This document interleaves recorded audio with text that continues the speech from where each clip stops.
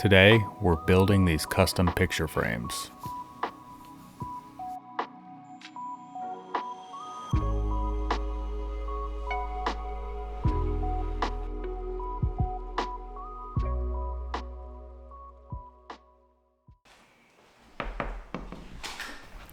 Let me take a little look-see and see how much custom frames cost.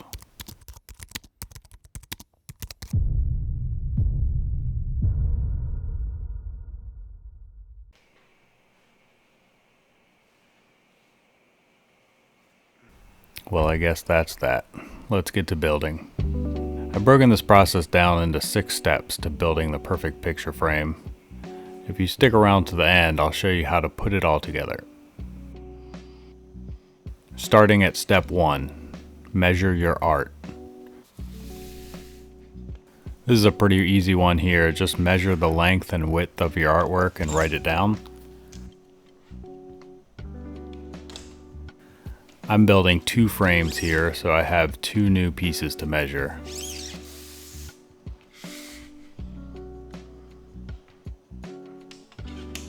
And that's it for step 1. Okay, step 2, make a plan. In this step, I begin to make decisions about what I want the frames to look like, such as what the matting will look like and the style of the frames. Take a look here. So I have 2 frames to build. The smaller one is called Footprints, and the larger one I'm calling Night Owl after the artist. I'll link both artists below, by the way. For the smaller print, I'm going with a natural finish and white matte. So you'll see their measurements here from step 1. I want a bigger matte area, and I'm just going to have the art floating on the mat. So because I want a 2-inch mat, I need to double that and add to each measurement. I also want to add a little play for the rabbets we're going to cut into the wood. All these measurements, when added up, give me the size of the inside of my frame. So I'll do the same for the Night Owl piece. This one I'm going to stain the wood black, and I have a little smaller black mat showing. All right, plan in hand, it's time to move on. Step 3, cut the wood. Alright, when I say cut the wood here, I really mean cutting the wood to rough size and cutting the rabbets. I'm using oak 1x4s I got from my local home center, so you don't have to go to a fancy lumber yard to get your wood. I start by cutting the wood to rough length for each side of the frame. I'm making sure to add a few inches to the final dimensions we need. I take these parts over to the table saw and rip them all down to 1 3/4 inch strips. This will be the depth of the frames.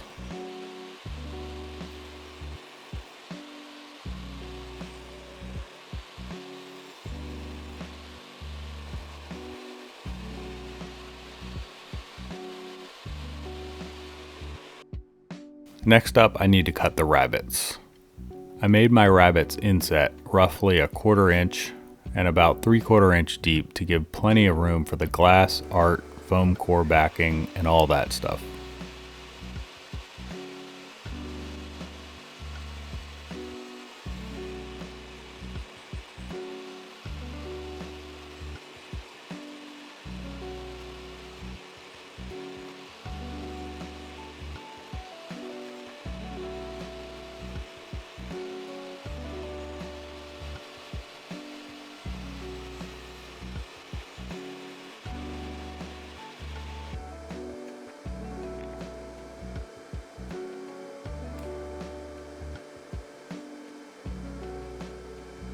Essentially, I need to remove a chunk out of one corner of the wood. This is where the glass and the artwork will sit inside the frame.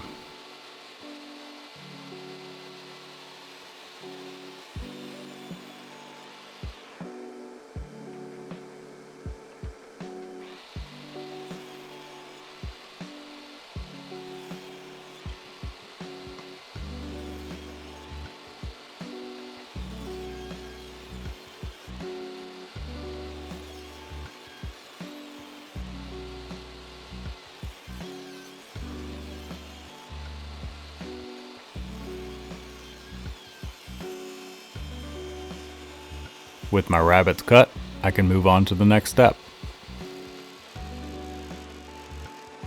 Step 4. Miters and glue up. In my last video, I built a jig or a picture frame sled to help out with this part, so that's what I'll be using here. These frames will have mitered corners, so essentially 2 pieces of wood cut at 45-degree angles glued together. I start by cutting all my pieces with that initial 45-degree angle. Next, I set my stop gauge on my sled to intersect with the size I need to cut. It's important to note that this measurement will cut to the inside of the rabbet, which is where the artwork will sit. I hold the rabbet side up against my framing square on the sled so I get the right cut.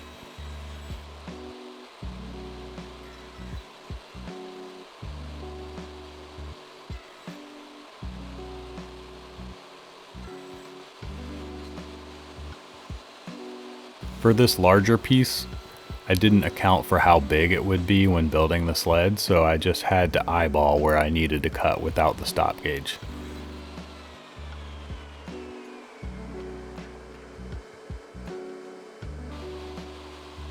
I even clamped on an extra ruler onto the end of the square for the longer side.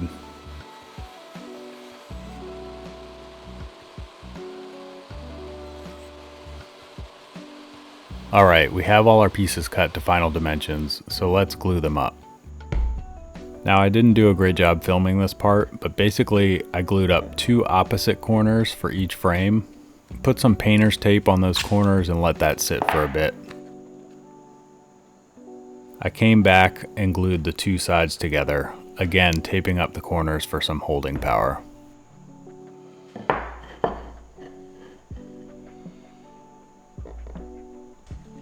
Let the glue set up for a bit. I just let it go overnight to be safe, and we're ready for the next step. Step 5. Splines. I find that splines add a little form and a little function to the frame.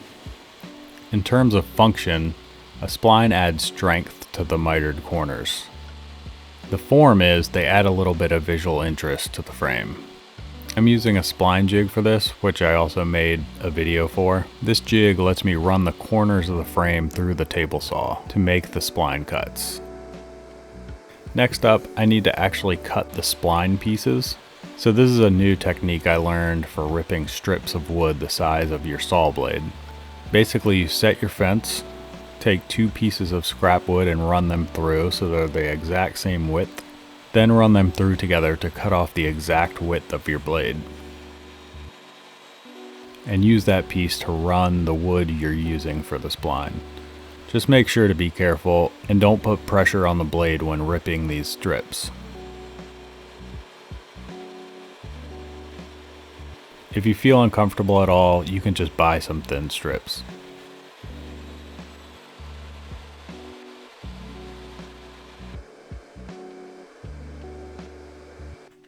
Now it's time to glue them up.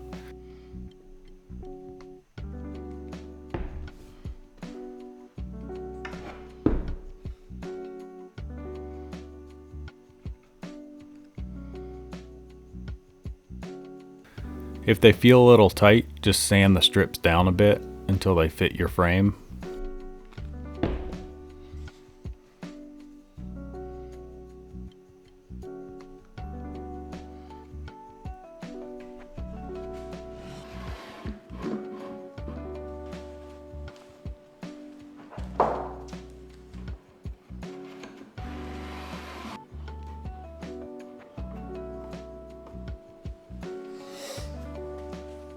Once the glue has had time to set, cut off the excess and get ready for step 6.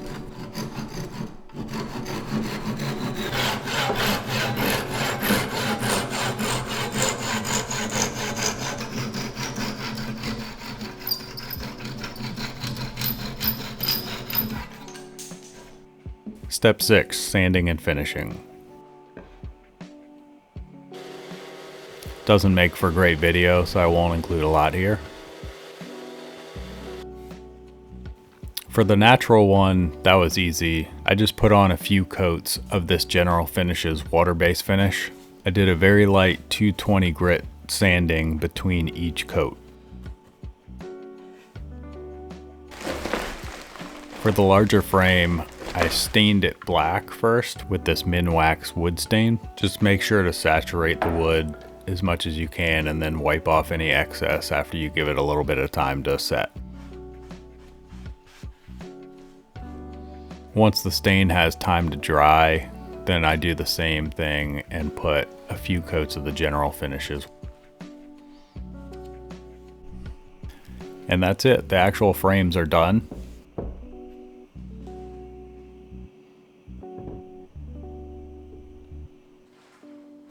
Now for putting the frame together. I start by making sure the insides of my frame are the right measurements. Then I can cut the mat board and the foam core.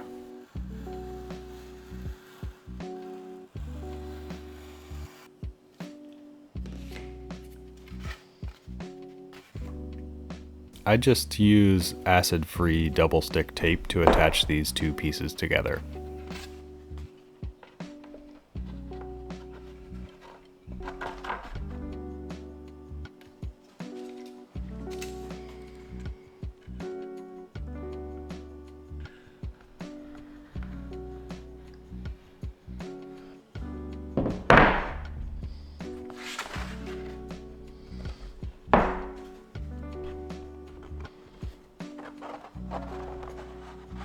There are a few benefits of using plexiglass over real glass in this process. One of those benefits being that I can just cut it on the table saw, so that's what I do here.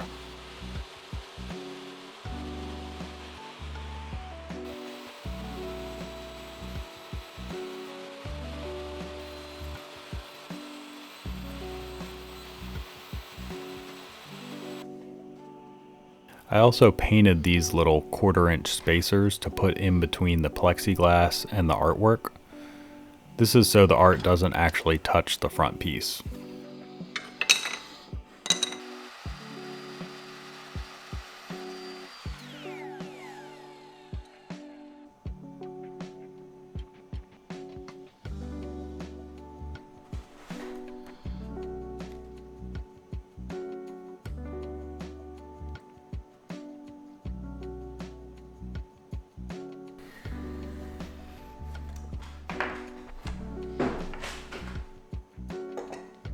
Finally, the artwork gets attached with some acid-free tape and everything goes together into the frame.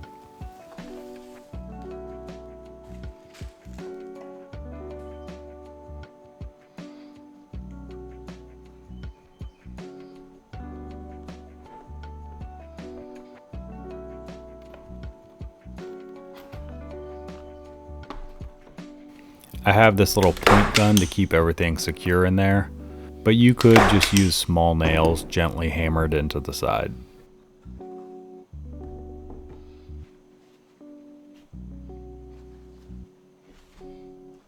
And that's it. I now have some beautiful new artwork, and now I need to find a place for them to go.